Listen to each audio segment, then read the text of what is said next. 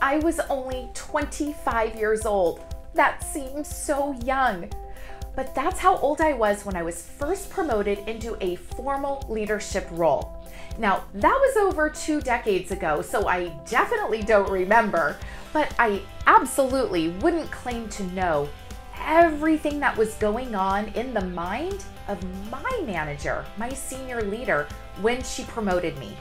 Now, I'm not talking about why did she promote me. I'm talking about what was she thinking as she worked with me through the transition from individual contributor into people leader. And after all of this time of reflection, experience, research, we can confidently say that there are 3 critical areas that senior leaders often overlook when they are promoting first-time people leaders. Number 1, confidence. I do not mean you as the senior leader, your confidence in the person you're promoting. I'm talking about the confidence in the person being promoted. What is their confidence level in their new role? Only about 25% of new people leaders feel confident in their ability to take on this new role.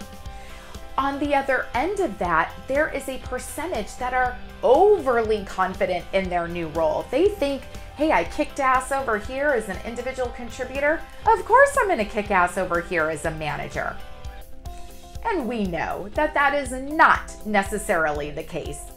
So you as the senior leader, check in on the confidence level. We don't want either extreme. Let's help find the way that they've got that solid confidence, appropriate confidence for this time of transition. The second thing that's often overlooked is clarity. Again, as a senior leader, don't make an assumption that your new manager is clear on the vision, on expectations.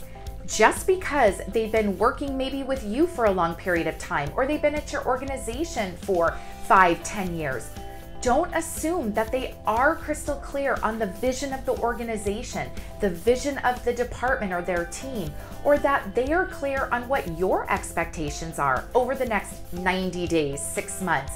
Is it complete autonomy? They get to run with their new role? Or do you want to have side-by-side parallel transition with lots of collaboration? So make sure that you are providing that clarity, those parameters for big vision and the day-to-day on their transition. The third mistake that we see is in regards to skills. Yes. Did they have amazing skills as an individual contributor that got them promoted? And were they showing some tendencies for some natural leadership? I'm sure that's why they were promoted. But we can't assume that they have the proper skills to now be a people leader. As an individual contributor, they needed to have more of this like deep, hard skill knowledge, the institutional knowledge that they needed for their day-to-day role, the tasks.